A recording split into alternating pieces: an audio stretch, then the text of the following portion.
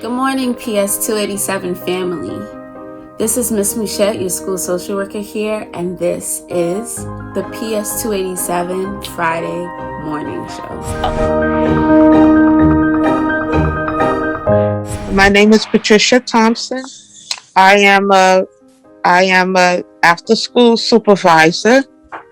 I have been in education for 44 years. I retired from Department of Ed about 3 years ago, and I've been with the JETS after-school program for 22 years. I have two sons.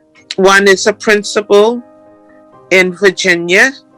He lives in Maryland, but he's a principal in Virginia. And I have another son who's an I-Tech person at the police department. Wow. I have I have 5 grandchildren and 1 great-grandson. How has your time at PS287 impacted the woman you have become academically, personally, and professionally? Okay. Well, the time at 287 was a good time for me. It energized me because there was a lot going on there. At the time, it was a new school. It was innovative. I was sent over there from Ps287, which is on St. Edward's. What it did for me, it made me enjoy education and learning. So therefore, I went on to high school. I went on to college. I went to Parsons School of Design. I went to Brooklyn College. And I didn't really want to get into education. I didn't want to be a teacher. Mm-hmm. I really wanted to be in the art world because I had gotten art scholarships. So, wow. I wanted to be designing and with the windows, dressing windows, and I did a lot of museums and things like that. So. I don't remember how education got into my blood, but it did. I went there. I was working for the city, and back then you had a lot of closures where the city would shut down and you had to go to another department. And during that time, I went to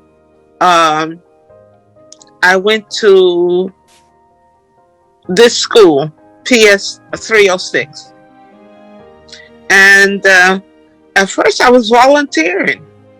I was doing the school newsletter and doing workshops for parents, and I became the first Afro-American woman PTA president there because the area was new to me. This is East New York, over there by Starry City, and it was, the school was predominantly Jewish and Italian. So we only had 2 Afro-American teachers there. And so most of the PTA was that I became involved in the United Parent Association for New York City. And then all of a sudden, the principal asked me, would I sub and take a 2nd grade class? Because, I don't know, some teachers had gotten sick or something, and he needed me to take that 2nd grade class. And it started from there. I was in that school. I'm still in that school. That's where my after school is. Oh. So I've been in that school all of, I would say, at least 45 years. Wow. That's a lot. And this all started with 287. It really did. Took you from 287 to over there. That's right, because awesome. I attended 287 in 2nd grade. Okay. What was Ps287 like when you were here? Oh, it was a wonderful school. It really was. This is not just just buttering up. The school was great. There was a lot of activity. In fact, at the time that I was transferred over there, one of my cousin was a kindergarten teacher there, and she became the superintendent of high schools. She's retired now. So when I went there, I already had someone in 287. Right. And there was so much activity there. We had field days. We had, because the park is right across the street. Mm-hmm. We had a lot of field days. We had a lot of parades. We had the Mayflower pole. We had a lot of spring dances. The Girl Scout troop from Open Door Church up the block there held their meetings in 287. Now, I lived in Fort Greene, and most of the, 287 is, of course, close to the Farragut houses.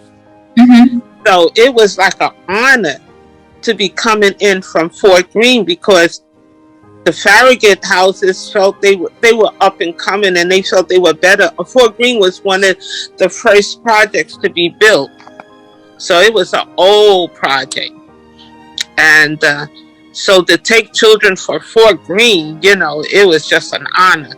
But I enjoyed every minute there. I never had the assembly programs and having to put on your little blue skirt and your white blouse and being picked to speak or to carry the flag.